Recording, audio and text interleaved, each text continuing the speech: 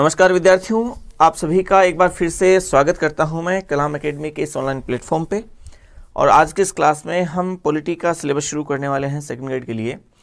और इस सिलेबस में शुरुआत आपकी है संविधान निर्माण से। हालांकि आपके सिलेबस में 1919 और 1935 के अधिनियम के विषय संदर्भ में आपके संवैधानिक विकास का टॉपिक भी दिया हुआ है, लेकिन मैंने जैसा कि पिछली क्लास में आपसे बात की थी कि वो टॉपिक्स चूँकि तथ्यात्मक ज़्यादा हैं, उनमें कुछ समझने लायक बहुत ज़्यादा कुछ चीज़ें नहीं हैं, इसलिए वो टॉपिक्स हम सबसे लास्ट में पढ़ेंगे। उसके पीछे की एक वजह यह है कि अगर शुरू में वो टॉपिक लिया गया तो वो बातें मेरे ख्याल से आपको ज़्यादा बेहतर तरीके से समझ नहीं आएगी। मैं उसी क्रम में और उसी तरीके से आपको पढ़ाना चाह रहा हूँ जिस तरीके से आपके लिए ज़्यादा लाभदायक है और जिस तरीके से आप ज़्यादा अच्छी तरीके से उसे समझ सकते हैं। ठीक है, तो आज की इस क्लास में हम शुरू कर रहे हैं जिस टॉपिक से, उस टॉपिक का नाम है संविधान निर्माण।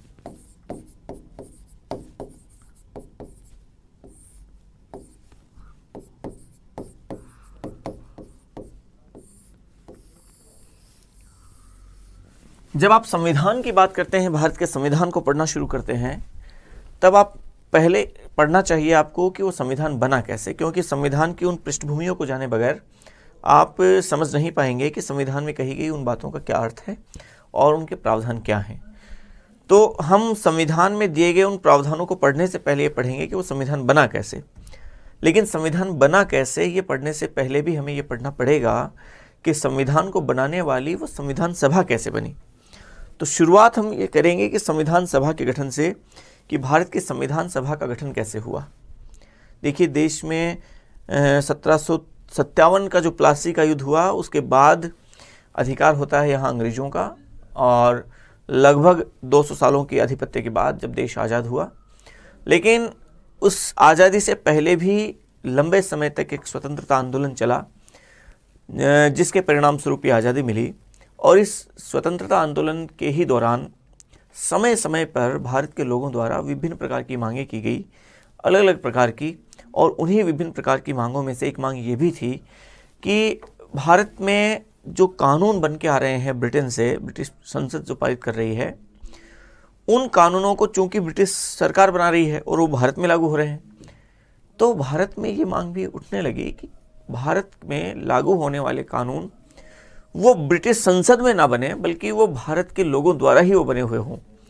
तो एक तरीके से ये समझिए आप। अच्छा, ब्रिटिश संसद द्वारा बनाए गए कानून कौन से, आपके मन में अगर ये सवाल है, तो वही बात जो हम अभी कर रहे थे कि 1773 के रेगुलेटिंग एक्ट से लेकर 1935 के भारत शासन अधिनियम तक जो भी अधिनियम आए, यहाँ पे एक्ट आए, कानून यहाँ पे आए, जिसके तहत भारत में कानून चला, शासन चला, पूरा प्रशासन चला, वो सारे के सारे कानून वो ब्रिटिश संसद में पारित हुए थे और भारत में उसके तहत शासन चला था। तो भारतीयों की मांग ये थी कि भारत में जो प्रशासन चल रहा है, शासन व्यवस्था चल रही है, वो ऐसे कानूनों के माध्यम से चलनी चाहिए जिनका निर्माण भारत के लोगों ने किया है। और इस तरीके की मांग पहली बार कब की गई कि वो एक संविधान सभा, जो संविधान सभा एक संविधान बनाए और जिस संविधान के सारे लोग भारत के हों। इस बारे में अगर हम बात करें पहले, तो देखिए 1934 में इस बारे में पहली बार मांग करते हैं और ये मांग उठाई जाती है मानवेंद्र नाथ रॉय के द्वारा। एम.एन. रॉय, आपने अगर नाम सुना है, मार्क्सवादी नेता थे एम.एन. रॉय, मानवेंद्र नाथ रॉय, उनके द्वारा 1934 में पहली बार ये मांग की गई कि भारत के एक संविधान सभा होनी चाहिए और उस संविधान सभा में सारे के सारे सदस्य भारतीय हों और उनके द्वारा एक ऐसा संविधान बनाया जाए जिस संविधान के प्रावधानों के अनुरूप भारत का शासन चले। हालांकि गांधी 1922 में एक भाषण में कह चुके थे पहले कि भारत का संविधान बने वो दक्षिण अफ्रीका की तर्ज पर बनना चाहिए। बात वो अपने भाषण में ऐसे पहले कह चुके थे, लेकिन वो कोई संविधान सभा की मांग के रूप में ऐसी कोई बात नहीं कर रहे थे। अब ये चूंकि किसी एक व्यक्ति विशेष के द्वारा ही मांग की गई थी, तो ये कोई औपचारिक मांग नहीं थी, बल्कि ये एक व्यक्तिगत मांग थी। तो चूंकि ये व्यक्तिगत मांग थी, इसलिए इसका कोई बहुत ज्यादा प्रभाव नहीं था। जब बात करें हम उसके आगे, तो 1935 में संविधान सभा की पहली बार मांग करती है कांग्रेस। कांग्रेस अपने कार्यकारिणी की बैठक में ये प्रस्ताव लेके आती है कि भारत की एक संविधान सभा हो जिसके द्वारा भारत का संविधान का निर्माण किया जाए। ये औपचारिक मांग थी। ये पहली बार औपचारिक मांग 1935 में कांग्रेस ने की, संविधान सभा की मांग कांग्रेस ने की, लेकिन ब्रिटिश सरकार द्वारा इस मांग को माना नहीं गया। इस मांग पर कोई ध्यान नहीं दिया गया। न केवल 1935 में बल्कि 1936 में, 1937 में, 1938 में हर वर्ष कांग्रेस द्वारा संविधान सभा की मांग ब्रिटिश सरकार के सामने अपने अधिवेशनों में की जाती रही। 1938 आता है।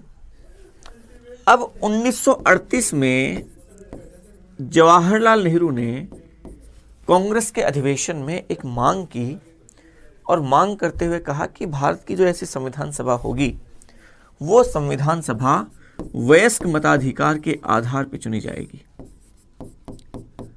ये एक नया बिंदु और उस मांग में जुड़ा कि उस संविधान सभा का जो गठन होगा वो वयस्क मताधिकार के आधार पर होगा। ठीक है। 1939 उस मांग पर भी ध्यान नहीं दिया गया। 1939 आता है और 1939 पूरी दुनिया में एक ऐसी घटना को लेकर आया जिस घटना ने पूरी दुनिया को, पूरे विश्व को प्रभावित किया। और वो घटना आप जानते हैं, द्वितीय विश्व युद्ध, सेकेंड वर्ल्ड वार। चूंकि ब्रिटेन उसी सेकेंड वर्ल्ड वार में एक पक्ष था, धुरी राष्ट्रों के बीच और मित्र राष्ट्रों के बीच में युद्ध हो रहा था। मित्र राष्ट्रों में आपके ब्रिटेन था, अमेरिका था, रूस था और फ्रांस था, और धुरी राष्ट्रों में जापान, जर्मनी और इटली थे। अब चूंकि ब्रिटेन उस वर्ल्ड वार में भाग ले रहा था, उनके पास लड़ने के लिए सैनिक चाहिए, और सैनिकों की आपूर्ति वो जानते थे कि भारत से हो सकती है। अब भारत के लोगों को सेना में शामिल करने के लिए उन्हें ऐसा कौन सा प्रलोभन दिया जाए कि उन्हें हम ये कह सकें कि वहाँ के सैनिक, भारत के सैनिक और ब्रिटिश सेना में भर्ती हों। तो यहाँ पर ब्रिटिश सरकार ने 1940 में पहली बार भारत की संविधान सभा की इस मांग को शामिल किया, इस मांग को माना, स्वीकार किया। और 1940 में भारत की संविधान सभा की ये जो मांग थी, उस मांग को जिस समय स्वीकार किया गया, उस समय भारत के गवर्नर जनरल थे, वो थे लॉर्ड लिनलिथगो।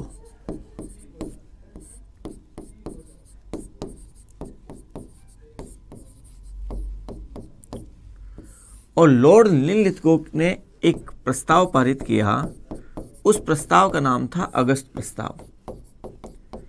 उस अगस्त प्रस्ताव में 1940 में पहली बार ब्रिटिश सरकार ने संविधान सभा की मांग को स्वीकार किया। पहली बार औपचारिक रूप से मांग की तो गई थी 1935 में, लेकिन पहली बार ब्रिटिश सरकार ने इस मांग को जो स्वीकार किया वो किया इस अगस्त प्रस्ताव में। ठीक है। 1942 आया, क्रिप्स मिशन आया। नाम जानते होंगे आप, क्रिप्स मिशन का नाम सुना होगा आपने। क्रिप्स मिशन, स्टैफर्ड क्रिप्स उसके अध्यक्ष, और क्रिप्स मिशन ने भारत में संविधान सभा की मांग को स्वीकार किया कि भारत में एक संविधान सभा होगी, और उसमें उससे संबंधित प्रावधान भी किए गए। लेकिन आप जानते हैं कि क्रिप्स मिशन के प्रस्तावों को भारत के विभिन्न राजनीतिक दलों ने, और विभिन्न राजनीतिक दलों में भी दो प्रमुख दल उस समय थे, कांग्रेस और मुस्लिम लीग, दोनों ही दलों ने स्वीकार नहीं किया। और चूंकि भारत के राजनीतिक दलों ने इसे स्वीकार नहीं किया, तो क्रिप्स मिशन के प्रस्ताव भारत में लागू भी नहीं हो सकते थे। तो क्रिप्स मिशन असफल रहा। गांधी ने इसे कहा कि ये दिवालिया बैंक का भुना हुआ चेक है। ये संज्ञा कई बार आपने सुनी होगी इस बारे में। वो क्रिप्स मिशन के लिए ही कहा था। 1946 आता है, और 1946 में भारत में एक मिशन आया, एक और। क्रिप्स मिशन तो आया था 1942 में। 1946 में आता है कैबिनेट मिशन।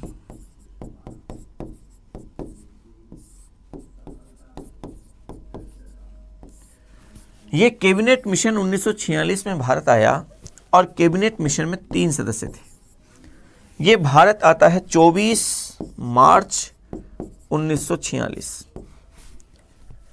3 सदस्य इसमें जो थे, उसमें पहले सदस्य थे पैथिक लॉरेंस।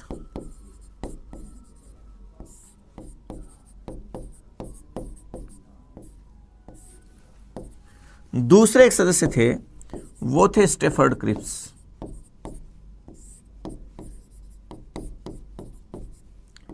और तीसरे एक सदस्य थे वो थे A.B. अलेक्जेंडर।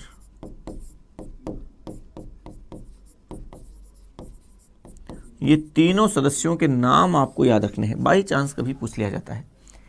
पैथिक लॉरेंस इसके अध्यक्ष भी थे।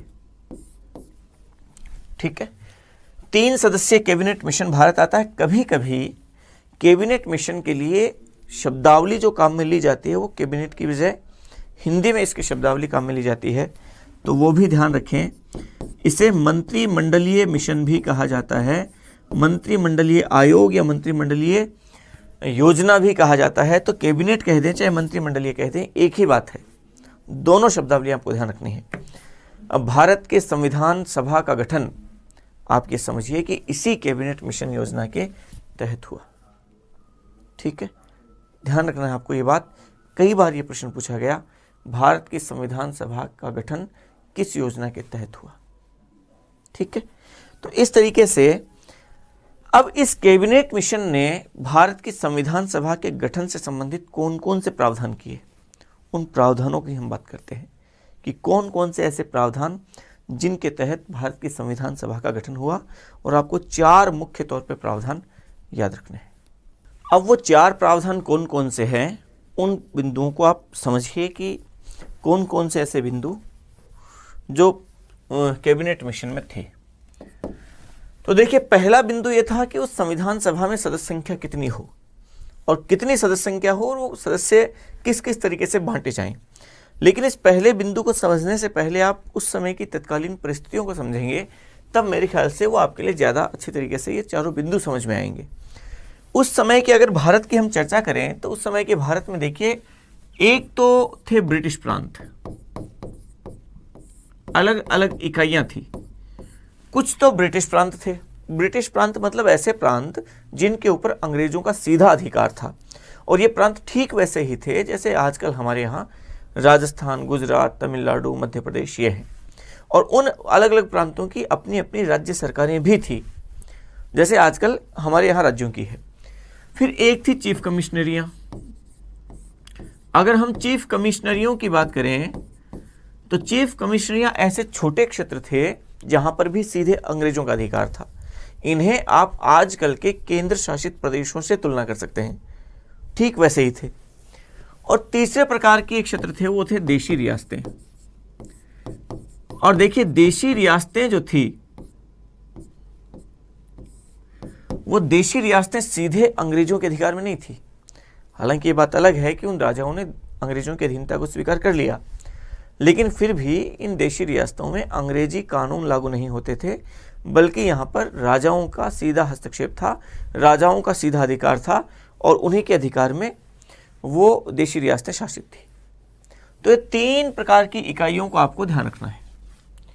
और अगर हम उस समय के भारत की बात करें, और मैं आपको अगर थोड़ा सा उस संबंध में अगर उस तरीके से अगर थोड़ा सा समझाना चाहूँ,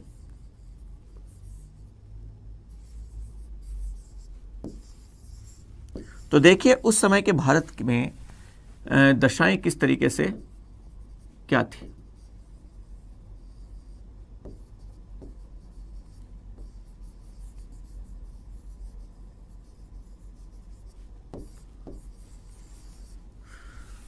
उस समय के भारत की स्थिति देखिए आप।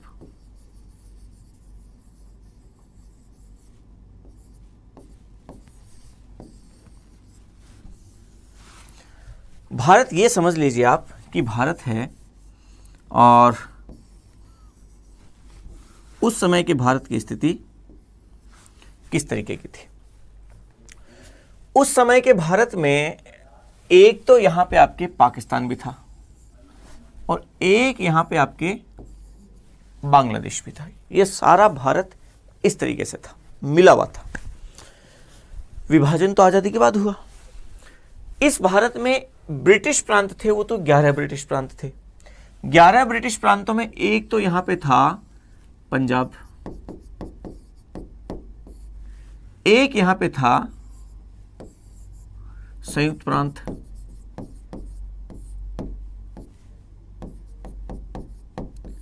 एक यहां पे था मध्य प्रांत व बरार, आपको शायद यहां से दिख रहा होगा। एक यहां पे एक प्रांत था बिहार, ये प्रांत था बंगाल, ये प्रांत था असम, ये प्रांत यहां पे था उड़ीसा, एक प्रांत जो यहां था वो मद्रास प्रांत, एक प्रांत जो यहां था बंबई प्रांत, एक प्रांत जो यहां था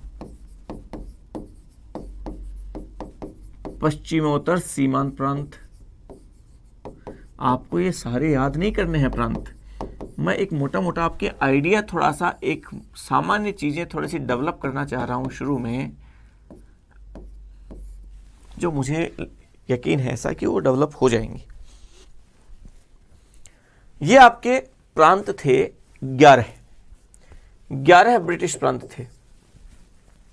1 2 3 पंजाब संयुक्त प्रांत, मध्य प्रांत 3, बिहार 4, बंगाल 5, असम 6, उड़ीसा 7, मद्रास 8, बंबई 9, पश्चिमोत्तर सीमांत प्रांत 10 और सिंध 11। ये 11 ब्रिटिश प्रांत थे।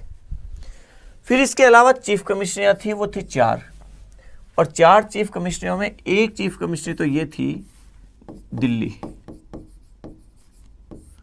एक यहां पे थी कुर्ग, एक यहां पे थी अजमेर मेरवाड़ा, और एक यहां पे थी बलूचिस्तान। ये 4 चीफ कमिश्नरियां थी। इसके अलावा जो आपको एक एरिया दिख रहा है जितना भी, ये सारा एरिया जितना भी और दिख रहा है आपको एक्स्ट्रा, ये सारा एरिया किसके अधिकार क्षेत्र में था? ये थी देशी रियासतें, देशी राजाओं के अधिकार में।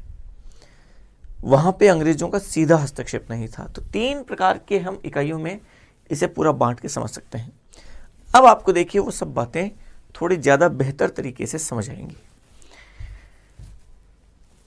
पहला प्रावधान जो था कैबिनेट मिशन का संविधान सभा के गठन के संबंध में, वो ये था कि संविधान सभा में सदस्य संख्या कितनी हो, और ब्रिटिश प्रांतों को, चीफ कमिश्नरों को और देशी रियासतों को जो हम सीटें दे रहे हैं, किस आधार पे दें कि सभी प्रांतों को, चीफ कमिश्नरों को, देशी रियासतों को ये लगे कि हमें हमारी जिस तरीके से है वो एकदम हमारे साथ भेदभाव नहीं किया गया है, हमें पर्याप्त मात्रा में सीटें दी गई है।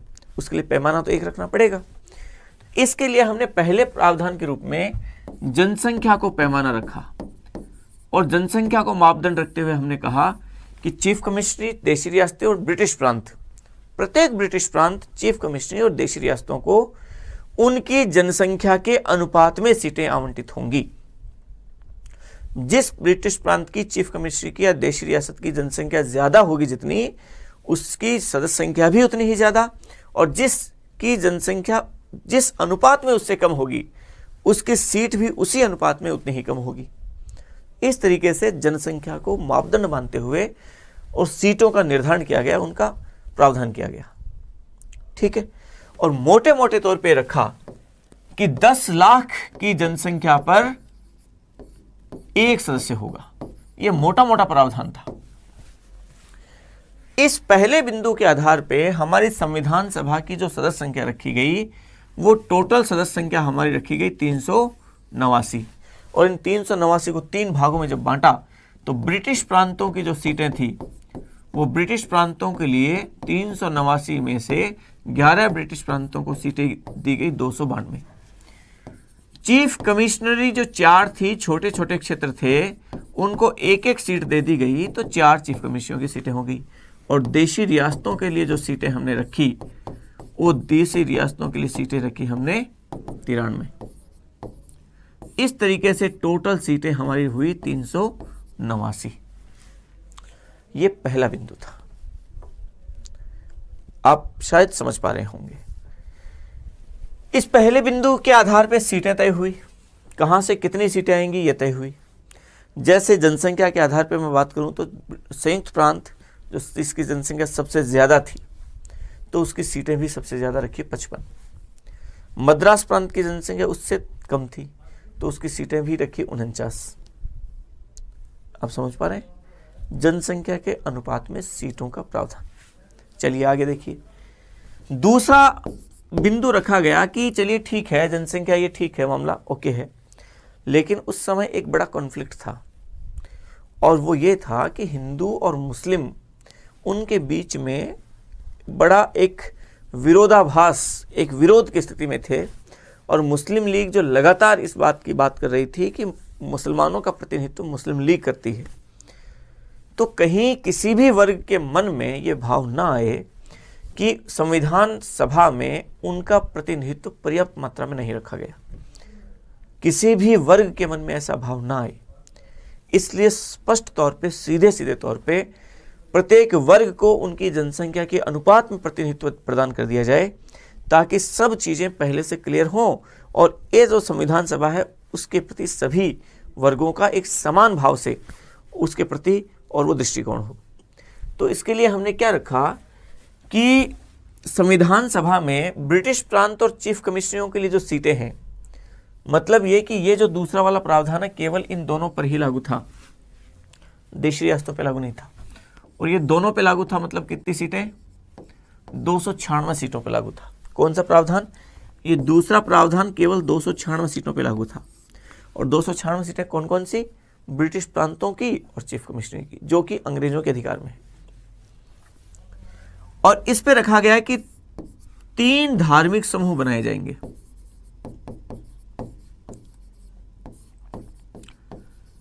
और 3 धार्मिक समूह बनकर उन धार्मिक समूहों की जनसंख्या के अनुपात में उन्हें सीटें आवंटित की जाएगी। इसका मतलब यह है कि जिस धार्मिक समूह की जनसंख्या जितनी ज़्यादा होगी उसकी सीटें भी उसी अनुपात में उतनी ज़्यादा होंगी, और जिस धार्मिक समूह की जनसंख्या जिस अनुपात में कम होगी उसकी सीटें भी उसी अनुपात में कम होगी।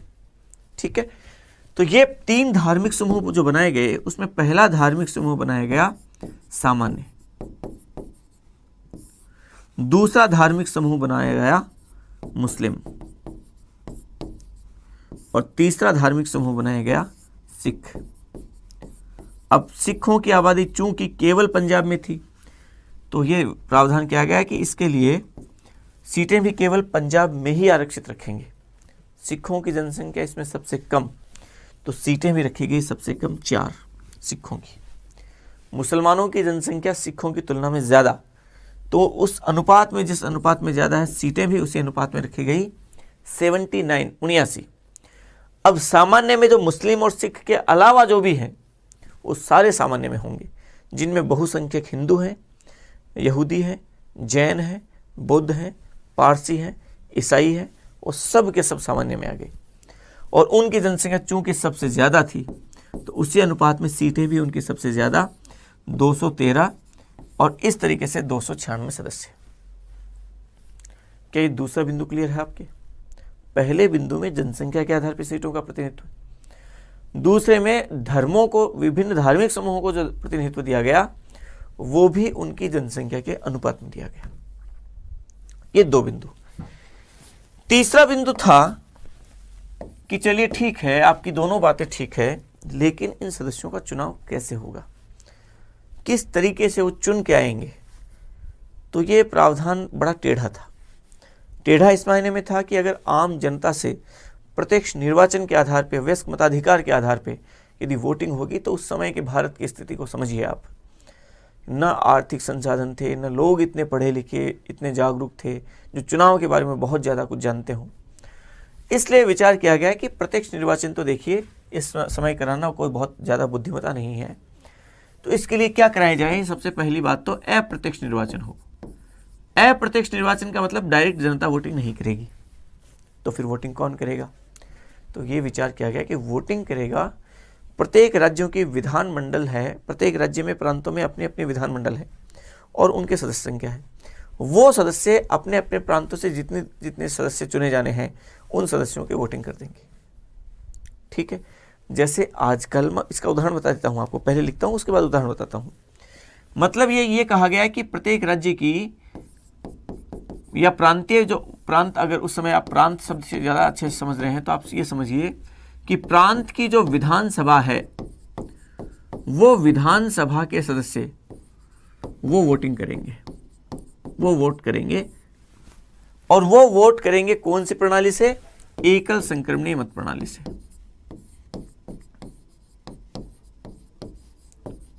आपके देखें सारी बात समझ आ जाएगी। एकल संक्रमणीय मत प्रणाली से वोटिंग करेंगे। अभी एकल संक्रमणीय मत प्रणाली क्या है, ये तो हम राष्ट्रपति पढ़ेंगे, वहां कर लेंगे, क्योंकि राष्ट्रपति के चुनाव एकल संक्रमणीय मत प्रणाली से होते हैं, उसकी बात हम वहां करते हैं। प्रांत की विधानसभा के सदस्य वोटिंग करेंगे। इसका मतलब यह है कि ब्रिटिश प्रांत और चीफ कमिश्नरी, वहां पे अपने अपने विधानसभाएं थी। 11 ब्रिटिश प्रांत और 4 चीफ कमिश्नरी, वहां पे अपने अपने विधानसभाएं थी। तो वो अपने अपने क्षेत्र में जितने जितने सदस्य आवंटित हैं, उन सदस्यों का चुनाव उस राज्य की विधानसभा के सदस्य कर लेंगे। इसका मतलब ये प्रावधान देशी रियासतों पे लागू नहीं था। एक बात ये भी ध्यान रखनी है कि ये प्रावधान भी केवल कितनी सीटों पे लागू था? 296 सीटों पर ही लागू था। 93 सीटें देशी रियासतों वाली, उन पे लागू नहीं था। अब राज्य की विधानसभा के सदस्य कैसे? ठीक वैसे ही जैसे आजकल हमारे यहाँ राज्यसभा के सदस्यों के चुनाव होते हैं। राजस्थान से राज्यसभा में सदस्य कितने हैं? 10 हैं। और उन 10 सदस्यों का चुनाव कौन करते हैं? वोटिंग कौन करते हैं? राजस्थान की विधानसभा के सदस्य कर देते हैं। केरल के 9 सदस्य हैं, तो केरल के उन 9 सदस्यों को चुनाव कौन करेंगे? केरल की विधानसभा के सदस्य कर देंगे। यूपी के 31 सदस्य हैं, और उन 31 सदस्यों का चुनाव कौन करते हैं? यूपी की विधानसभा के सदस्य करते हैं। इसका मतलब यह है कि संविधान सभा में भी जिस राज्य को जितनी सीटें आवंटित थी, उन सीटों का चुनाव उसी राज्य की विधानसभा के सदस्य कर देंगे। जैसे मद्रास के लिए अगर 49 सीटें हैं, तो मद्रास की 49 सीटों का वोटिंग चुनाव उसी मद्रास प्रांत की विधानसभा जो थी उस समय की, उन लोगों ने 49 सदस्यों को चुन दिया। संयुक्त प्रांत के 55 सदस्यों को संयुक्त प्रांत की विधानसभा के सदस्यों ने चुन दिया। इस तरीके से ये चुनाव प्रणाली अप्रत्यक्ष रूप से थी, राज्यों के विधानसभा के सदस्यों ने चुना और एकल संक्रमणीय मत प्रणाली से चुना। ठीक है। अब चौथा प्रावधान की, चलिए आपने प्रांतों की और चीफ कमिश्नरियों की प्रावधान समस्या का समाधान कर दिया, सदस्य चुन लेंगे। लेकिन अभी तक 93 सदस्यों की समस्या अभी बाकी है, और ये 93 सदस्य कौन से वाले? देशी रियासतों वाले। तो इन देशी रियासतों से जो सदस्य चुने जाएंगे, ये देशी रियासतों जो 93 सदस्यों का 93 सदस्य प्रतिनिधित्व करेंगे, ये कैसे चुने जाएंगे? इसका प्रावधान ये किया गया कि इन सदस्यों को किस आधार पर चुना जाएगा, किस आधार पर उनकी नियुक्ति की जाएगी? तो ये विचार किया गया कि परामर्श के आधार पर इनका चयन हो जाएगा। इनका चुनाव नहीं होगा, बल्कि परामर्श के आधार पर इनका चयन कर लेंगे, कोई वोटिंग नहीं होगी। अच्छा, देशी रियासतों में ये प्रावधान लागू क्यों नहीं हो सकता था? क्योंकि देशी रियासतों में विधानसभाएं थी नहीं। तो जब विधानसभाएं नहीं है तो उनके सदस्य कहाँ से होंगे? वोटिंग कौन करेगा? तो देशी रियासतों के लिए ये प्रावधान वो शामिल किया गया। ये 4 प्रावधान थे संविधान सभा के गठन के संबंध में। अब आप आगे की बात समझिए। चलिए ठीक है, चुनाव हुए, संविधान सभा के चुनाव हुए, और चुनाव होते हैं जुलाई अगस्त 1946। जुलाई अगस्त 1946 में चुनाव हुए, और उन चुनावों में सबसे ज्यादा सीटें जो मिली वो मिलती है कांग्रेस को। कितनी सीटें? 208। मुस्लिम लीग जो दूसरा बड़ा दल था, उसकी सीटें रही, और वो रही 73, और अन्य जो सीटें रही वो रही 15, जिनमें 8 निर्दलीय थे और 7 सदस्य अन्य छोटे छोटे दलों के, वो 7 सदस्य और थे। तो टोटल जो सीटें यहाँ पे आई, वो टोटल सीटें 296, क्योंकि चुनाव 296 सदस्यों के ही हुए थे। 93 सदस्यों के तो चुनाव होने ही नहीं थे, वो तो परामर्श के आधार पर होने थे। इस तरीके से चुनाव हुआ। मुस्लिम लीग ने जब 73 सीटें अपनी पाई, तो मुस्लिम लीग को ये लग गया कि संविधान सभा में उसका प्रभाव कोई बहुत ज़्यादा नहीं होने वाला है, और मुस्लिम लीग जो पहले से ही अलग देश के निर्माण की मांग कर ही रही थी, अब यहाँ पे जब अपनी कमज़ोर स्थिति को उसने देखा तो उसने इस संविधान सभा का बहिष्कार किया और पाकिस्तान की अपनी मांग को और ज़्यादा तेज करते हुए अपनी एक नई संविधान सभा की मांग रखी। उन्होंने कहा कि जब देश अलग बनेगा तो अलग देश का संविधान अलग होगा, और जब संविधान अलग होगा तो सीधी बात है कि संविधान को बनाने वाली संविधान सभा भी अलग होनी चाहिए, नई होनी चाहिए। तो इन्होंने कहा कि हमारी एक अलग से नई संविधान सभा वो हो, एक नई मांग मुस्लिम लीग ने शुरू कर दी, इस संविधान सभा का बहिष्कार कर दिया। ठीक है, ये ध्यान रखना आपको। अब जब देश आज़ाद हुआ, पाकिस्तान अलग बना, देश का हिस्सा अलग हो गए, और जब अलग हुए तो उस हिस्से जो चुन के आए थे संविधान सभा में हमारे यहाँ पे, उन सदस्यों को तो वैसे भी वहाँ जाना था, तो संविधान सभा का क्या किया गया, पुनर्गठन किया गया। और जो ये पुनर्गठन हुआ, संविधान सभा का जो ये पुनर्गठन हुआ, इस पुनर्गठन की स्थिति को समझिए आप कि ब्रिटिश प्रांत में जो पहले सीटें कितनी थी, पहले सीटें थी 292। चीफ कमिश्नरी की पहले सीटें कितनी थी, 4। और देशी रियासतों की जो पहली सीटें कितनी थी, 93। मतलब टोटल सीटें यहां पे थी 389। अब जो सदस्य संख्या पुनर्गठित हुई, ये पूर्व की है, ये पुनर्गठन के बाद की है। और ये क्या हुआ, 292 सीटें घटकर रह जाती हैं 226 ब्रिटिश प्रांतों वाली। चीफ कमिश्नर की 4 सीटों से घटकर रह जाती है 3, एक बलूचिस्तान पाकिस्तान में चला गया। और देशी रियासतों की 93 सदस्य संख्या घटकर रह जाती है 70, और इस तरीके से टोटल सदस्य संख्या रह जाती है 299, जो पहले 389 थी। आप अगर देखेंगे तो आप इस बात को पाएंगे कि देश की आज़ादी के बाद ये जो पुनर्गठन हुआ, उसमें पश्चिमोत्तर सीमांत प्रांत और सिंध, ये तो पूरी तरीके से पाकिस्तान में चले गए। और विभाजन हुआ वो 2 राज्यों का खासतौर से हुआ, एक तो पंजाब का पश्चिमी हिस्सा पाकिस्तान में चला गया, पूर्वी हिस्सा भारत में आ गया। बंगाल का हुआ कि बंगाल का पश्चिमी हिस्सा भारत में आ गया और पूर्वी हिस्सा बांग्लादेश में पाकिस्तान में चला गया, जो 1971 में जाके बांग्लादेश अलग राज्य बना। तो आसाम के कुछ हिस्से यहाँ पे गए। तो ये एक बड़े तौर पे, ये 2 तो पूरे प्रांत और 2 प्रांतों की मोटे तौर पे विभाजन, ये इस तरीके से होता है। और यहाँ पे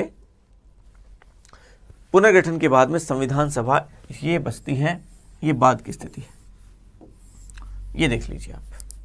ठीक है, चलिए अब 1-2 प्रश्न जो कई बार पूछे जाते हैं कि भारत की संविधान सभा में सर्वाधिक सदस्य संख्या कहां से थी।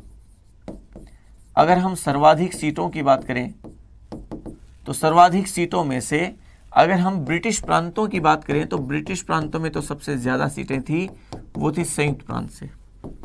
और संयुक्त प्रांत से सीटें यहाँ कितनी थी, संयुक्त प्रांत वही क्षेत्र है जो आजकल का उत्तर प्रदेश है, इसकी सीटें थी 55। और अगर हम बात करें देशी रियासतों की, तो देशी रियासतों में सबसे ज़्यादा सीटें कहाँ की थी, वो थी आपके हैदराबाद की। और हैदराबाद की कितनी सीटों का प्रावधान था, 16 सीटों का। लेकिन आप जानते होंगे इस बात को कि हैदराबाद एकमात्र ऐसी देशी रियासत थी जिसके सदस्य संविधान सभा में शामिल नहीं हुए। और चूंकि इसके सदस्य संविधान सभा में शामिल नहीं हुए, तो फिर संविधान सभा में शामिल होने वाली सबसे बड़ी देशी रियासत मैसूर थी, जिसके 7 सदस्य संविधान सभा में शामिल हुए। ठीक है, तो प्रावधान तो था हैदराबाद का, और शामिल होने वाली सबसे बड़ी देशी रियासत मैसूर थी। ठीक है, संविधान सभा में निम्नलिखित में से कौन व्यक्ति संविधान सभा के सदस्य नहीं थे, कई बार आया है ऐसा प्रश्न। तो अगर ऐसी बात पूछते हैं आपसे, तो आप सीधे तौर पे ध्यान रखें, आपको सारे सदस्यों के नाम याद नहीं रखने हैं, बल्कि उस समय के ऐसे महत्वपूर्ण नेता जो संविधान सभा के सदस्य नहीं थे, उनमें प्रमुख रूप से तो थे गांधी, जो संविधान सभा के सदस्य नहीं थे। फिर अगर कोई और इस बारे में पूछा जाए तो मोहम्मद अली जिन्ना, वो भी संविधान सभा के सदस्य नहीं थे। तेज बहादुर सप्रू जो उस समय के प्रसिद्ध वकील थे, वो संविधान सभा के सदस्य नहीं थे। इनको प्रस्ताव दिया गया था, लेकिन स्वास्थ्य संबंधी कारणों से इन्होंने उस प्रस्ताव को अस्वीकार कर दिया। फिर एक थे जयप्रकाश नारायण, जेपी नारायण, इन्हें भी प्रस्ताव भेजा गया, लेकिन उन्होंने ये कहते हुए संविधान सभा की सदस्यता का प्रस्ताव ठुकरा दिया कि मैं किसी ऐसी संस्था का सदस्य नहीं हो सकता जो भारत की जनता का सही प्रतिनिधित्व नहीं करती है। दरअसल जेपी का मानना था कि भारत की संविधान सभा चूंकि भारत की जनता द्वारा प्रत्यक्ष रूप से नहीं चुनी गई है, इसलिए ये संस्था भारत की जनता का सही प्रतिनिधित्व नहीं करती, और इस आधार पर वो इस संस्था का विरोध कर रहे थे। इन्होंने सदस्यता को ठुकरा दिया। भारत की संविधान सभा में महिलाएं कितनी थी? तो भारत की संविधान सभा में महिलाओं की संख्या कितनी थी? 15 महिलाएं थी। टोटल 15 महिलाएं थी, जिनमें प्रमुख महिलाओं की अगर मैं बात करूं तो आपके सुचेता कृपलानी थी, विजय लक्ष्मी पंडित थी, सरोजनी नायडू थी, आपके इसके अलावा और बात करें तो रेणुका रॉय थी, लीला रॉय थी, कमला चौधरी थी, हंसा मेहता थी, पूर्णिमा बनर्जी थी, बेगम एजाज रसूल थी, अम्मू स्वामीनाथन थी, आपकी मेरी एस्क्रिनी जो एकमात्र महिला सदस्य थी, मेरी एस्क्रिनी जो किसी देशी रियासत से आई थी। किसी देशी रियासत से संविधान सभा में प्रतिनिधित्व करने वाली एकमात्र महिला सदस्य कौन थी? मेरी एस्क्रिनी।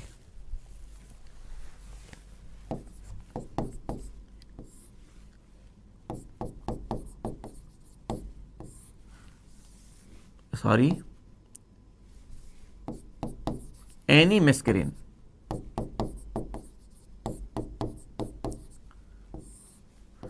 ये एकमात्र महिला सदस्य थी जो किसी देशी रियासत का प्रतिनिधित्व कर रही थी। और वो कौन सी देशी रियासत का प्रतिनिधित्व कर रही थी एनी मेस्करिन? वो कर रही थी त्रावणकोर कोच्चि का।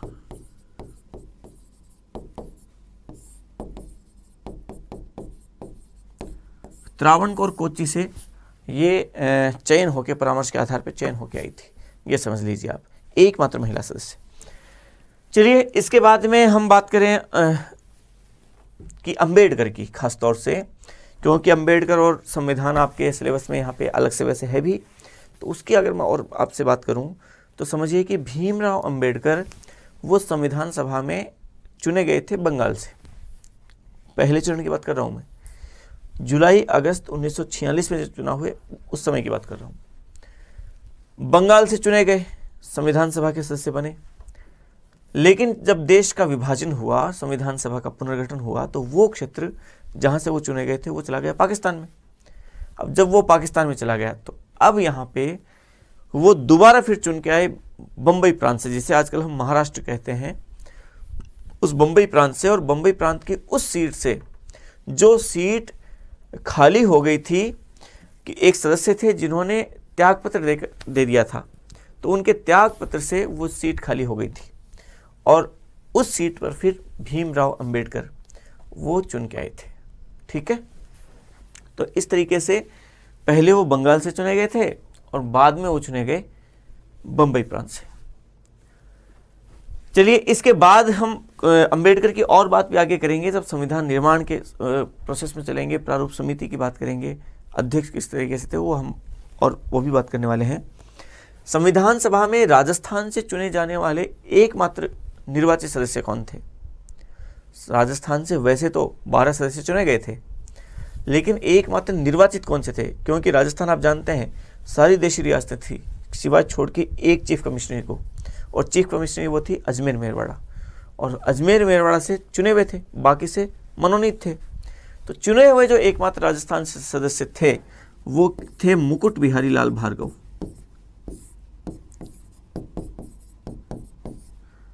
मुकुट बिहारी लाल भार्गव, ये राजस्थान से एकमात्र चुने हुए सदस्य थे, निर्वाचित सदस्य थे। और कहां से निर्वाचित हुए थे? अजमेर मेरवाड़ा से।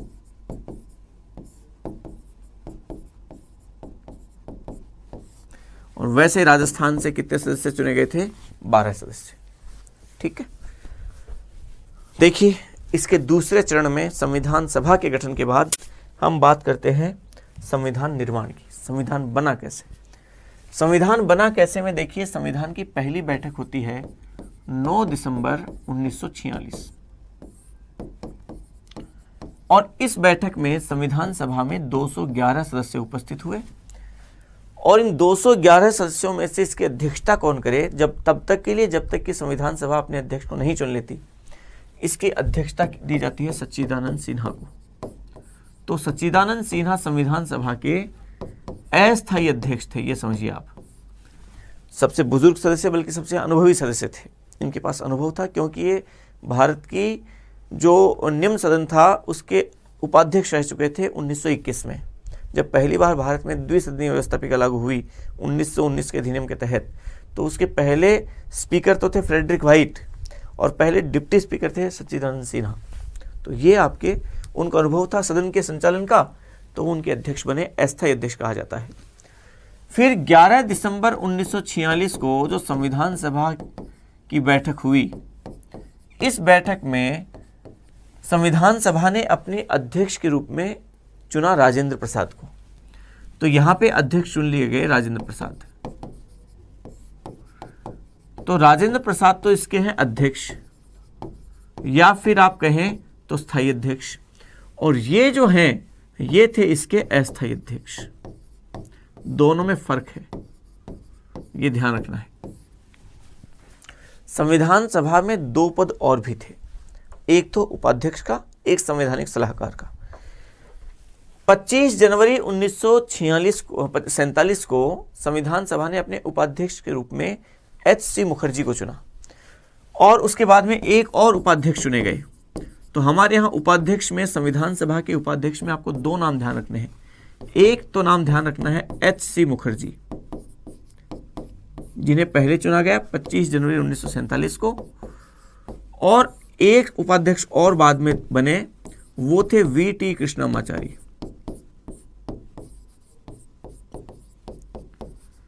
अब यहां ध्यान रखें, एक सदस्य तो थे TT कृष्णमाचारी जो बाद में प्रारूप समिति के सदस्य बने, एक थे VT कृष्णमाचारी, ये दोनों अलग अलग हैं।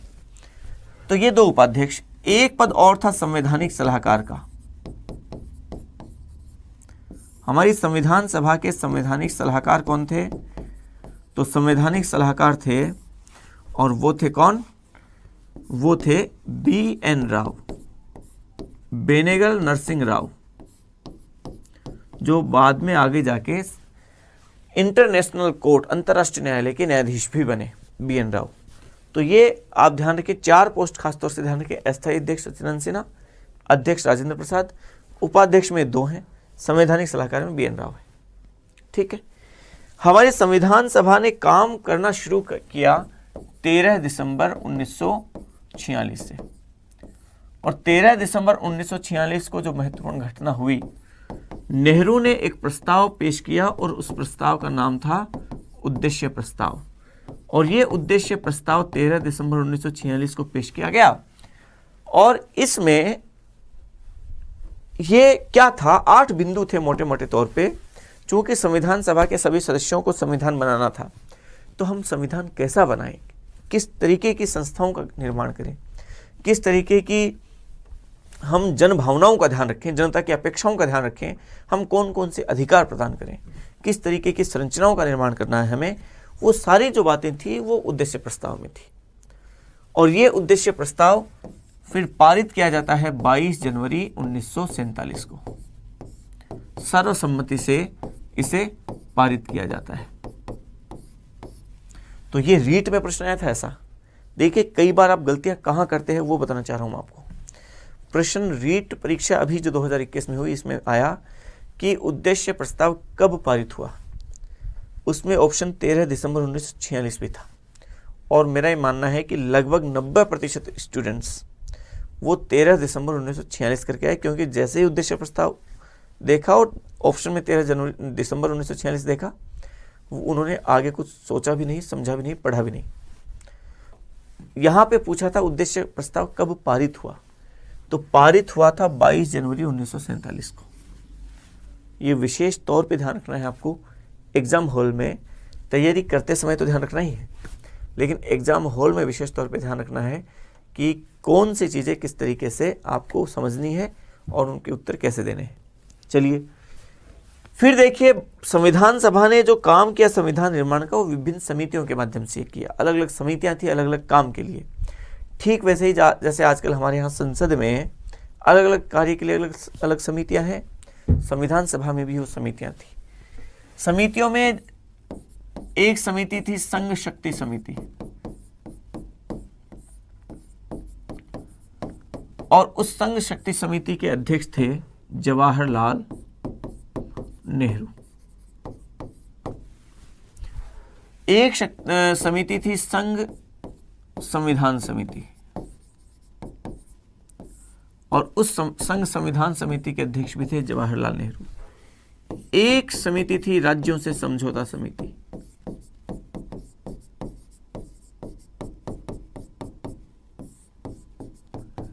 और राज्यों से समझौता समिति के अध्यक्ष वो भी थे जवाहरलाल नेहरू। यहां गलती मत कर देना आप, राज्यों से समझौता समिति में कई लोगों को पटेल बड़े याद आते हैं।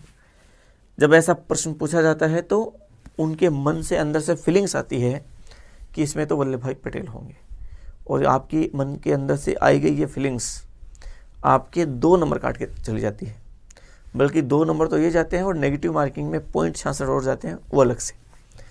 ध्यान रखें, राज्यों से समझौता समिति के अध्यक्ष जवाहरलाल नेहरू थे। फिर एक थी प्रांतीय संविधान समिति,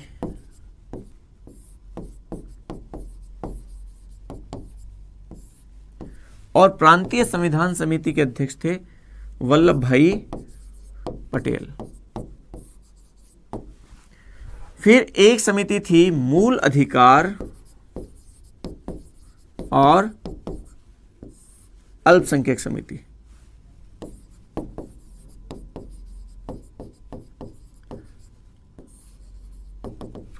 और इसके अध्यक्ष भी थे वल्लभ भाई पटेल।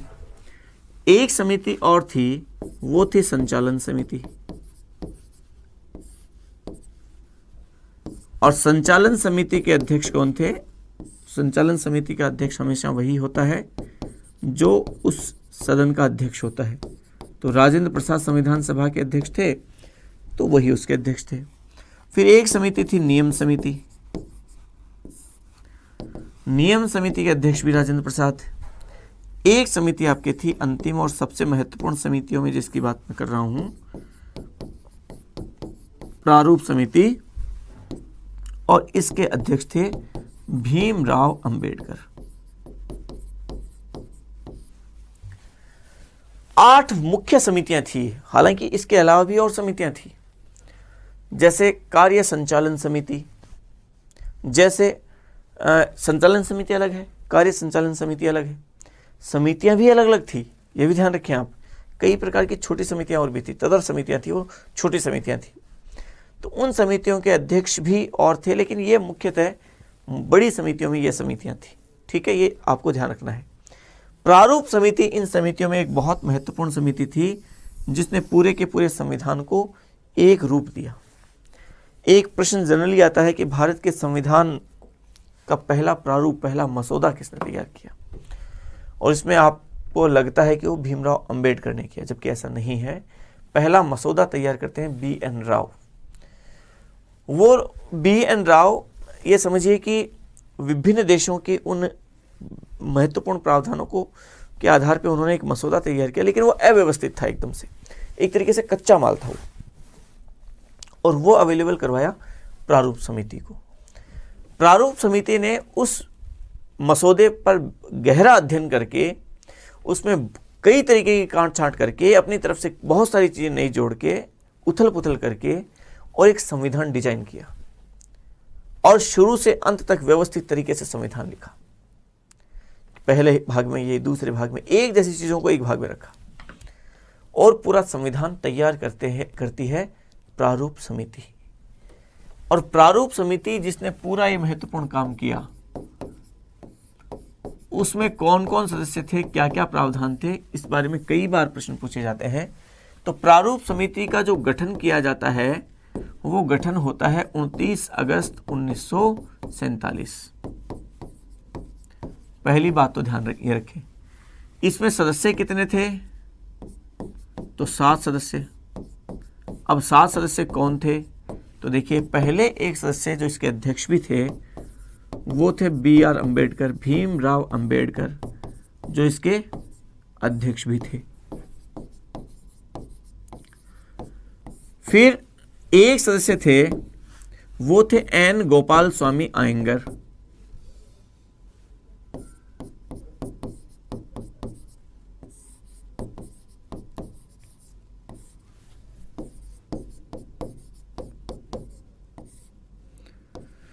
एक सदस्य थे, वो थे अल्लादी कृष्णा स्वामी अय्यर।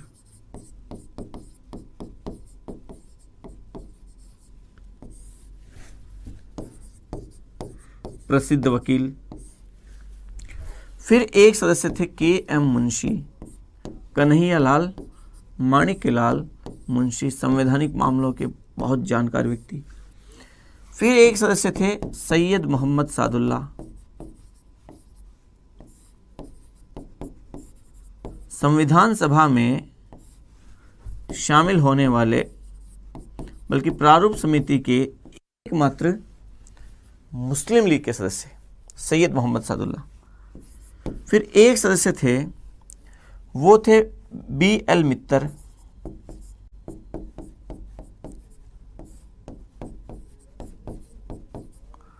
और BL मित्तर कुछ समय बाद इनका स्वास्थ्य हुआ खराब, तो इन्होंने इस्तीफा दिया, त्याग पत्र दिया स्वास्थ्य संबंधी कारणों से। इनके स्थान पर सदस्य बने, वो बने N माधव। और अंतिम सदस्य थे DP खेतान।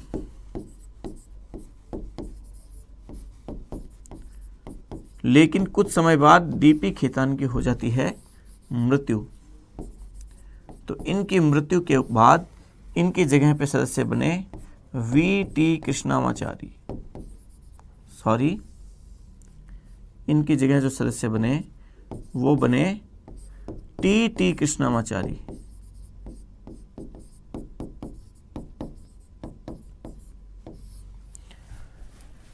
ये 7 सदस्यीय प्रारूप समिति, जिसमें से KM मुंशी एकमात्र कांग्रेसी थे।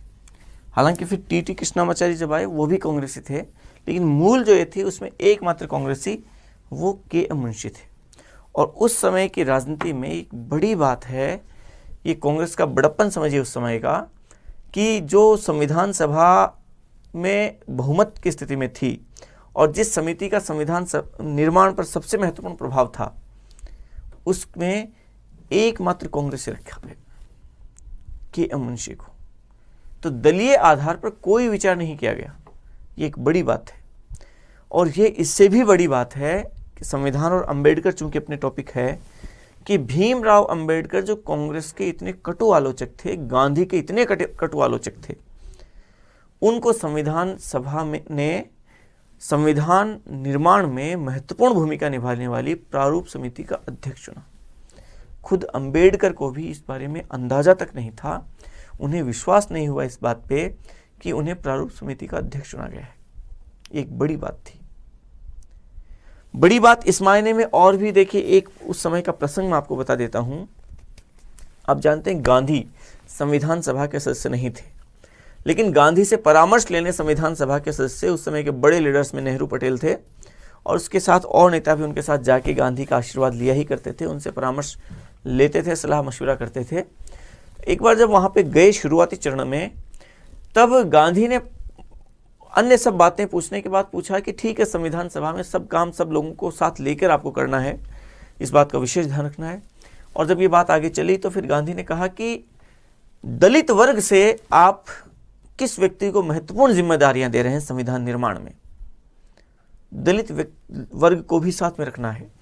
ऐसा व्यक्ति जो दलित वर्ग से हो और वो दलित वर्ग की भावनाओं को थोड़ा ध्यान रखें, उनको भी महत्वपूर्ण जिम्मेदारियां देना है, ताकि संविधान निर्माण में उनका भी प्रतिनिधित्व ढंग से हो। तो नेहरू ने कहा कि हमारे पास बापू, हमारे पास जगजीवन राम है। जगजीवन राम जो भारत में उप प्रधानमंत्री बने बाद में और दलित वर्ग से थे, तो उन्होंने कहा कि हमारे पास जगजीवन राम है। तो गांधी ने कहा और अम्बेडकर। नेहरू, पटेल और उस समय के जो भी अन्य नेता थे, उन्हें इस बारे में अंदाजा तक नहीं था, बल्कि वो इस बारे में भौचक्के रह गए कि वो अंबेडकर जो गांधी के इतने कटु आलोचक हैं, इतने बड़े आलोचक, कांग्रेस के इतने बड़े आलोचक हैं, गांधी अंबेडकर की सिफारिश कैसे कर सकते हैं।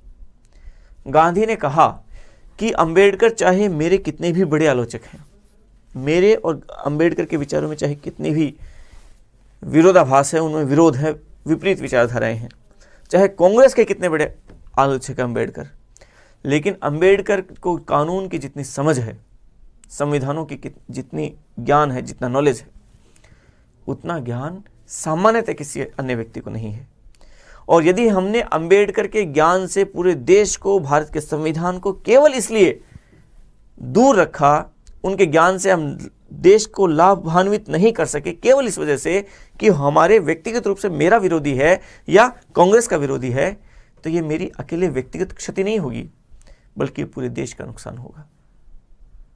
ये उस समय की राजनीति के मानक थे, उस समय की राजनीति की ऊंचाइयां थी कि गांधी अंबेडकर की बात करते हैं, और इस मायने में कि व्यक्तिगत हमारे विचार जैसे भी हैं, हमारे विरोध जैसे भी हैं, वो सब अलग जगह हैं, लेकिन व्यक्तिगत विरोध के बिना पर देश का विरोध या देश का अहित नहीं किया जा सकता, क्योंकि अंबेडकर के बराबर कानून का ज्ञान उस समय किसी को नहीं था।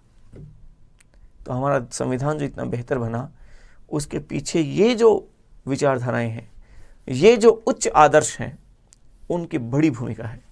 तो गांधी गांधी क्यों थे, ये इसका एक उदाहरण है। जो मैंने आपको ये बात कही है, ये इसका एक छोटा सा उदाहरण है कि गांधी गांधी क्यों थे, इतने महान क्यों थे। ठीक है, तो ये प्रारूप समिति, इस प्रारूप समिति ने क्या किया कि संविधान सभा में संविधान का पूरी तरीके से डिजाइन किया और उसे संविधान सभा के पटल पर रखने से पहले भारत के राजपत्र में प्रकाशित करवाया 21 फरवरी 1948 को। 21 फरवरी 1948 को भारत के राजपत्र में संविधान प्रकाशित हुआ और उस पर आमंत्रित किए गए सुझाव कि कोई भी इस पर सुझाव दे सकता है, और फिर बाद में विभिन्न जो सुझाव आए उनके आधार पर जो आवश्यक लगा उनमें चेंजेस करके अक्टूबर 1948 को इसे संविधान सभा के पटल पर रखा कि अब यह संविधान हमने बना तो दिया है, लेकिन अभी वो प्रभावी नहीं है, या अभी वो संविधान केवल लिखा गया है, इसके कौन से प्रावधान प्रभावी होंगे, कौन से प्रावधान संविधान में रहेंगे, कौन से बाहर निकालने हैं, इस पर अब वो जो संविधान सभा है वो पूरा एक एक बिंदु पे बहस करेगी, विचार करेगी, मतदान करेगी, पारित करेगी, वो संविधान का हिस्सा रह जाएगा। जो पारित उसके विपरीत उसको निकालना चाहेगी, संशोधन करेगी, वो बाहर हो जाएगा संविधान से। इस तरीके से संविधान सभा में विचार करने के लिए संविधान सभा के पटल पर रखा गया, जिस पर 3 वाचन हुए, और जो ये 3 वाचन हुए उनमें पहला वाचन होता है वो प्रथम वाचन, और ये वाचन होता है कब, 4 नवंबर 1948 से 9 नवंबर 1948, ये प्रथम वाचन है। द्वितीय वाचन या दूसरे वाचन की अगर हम बात करें तो दूसरा वाचन होता है आपके 15 नवंबर 1948 से 17 अक्टूबर 1949, और तीसरा वाचन जो हुआ वो होता है 14 नवंबर 1949 से 26 नवंबर 1949, और 26 नवंबर 1949 का दिन आप जानते हैं, इस दिन भारत का संविधान बनकर पूरी तरीके से तैयार हुआ, और संविधान के कुछ प्रावधान लगभग 16 आर्टिकल उसी दिन लागू कर दिए गए। आर्टिकल 394 में ये बात कही गई है, अनुच्छेद 394 में ये बात है, टोटल अनुच्छेद 395 है ना, तो आर्टिकल 394 में साफ साफ तौर पे लिखा है कि 15 आर्टिकल्स और ये खुद आर्टिकल, तो 16 हो गए ना, तो ये 16 अनुच्छेद वो उसी दिन लागू हो गए। किस दिन, 26 नवंबर 1949 को। और इन 16 अनुच्छेदों का संबंध किससे था, तो 16 अनुच्छेद का संबंध एक तो था नागरिकता से, एक था आपके निर्वाचन से, एक था आपके अंतरिम संसद से, और एक कुछ प्रावधान थे वो संक्रमणकालीन प्रावधान।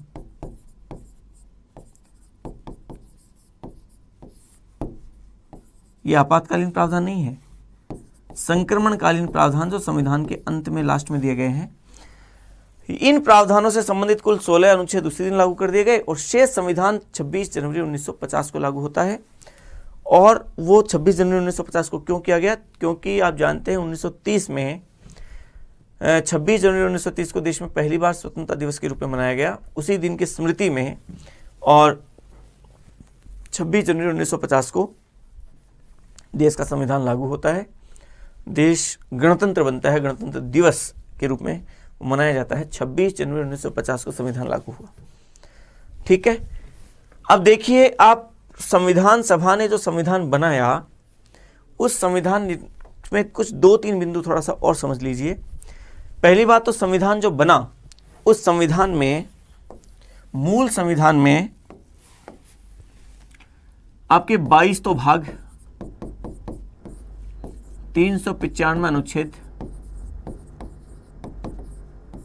और 8 अनुसूचियां।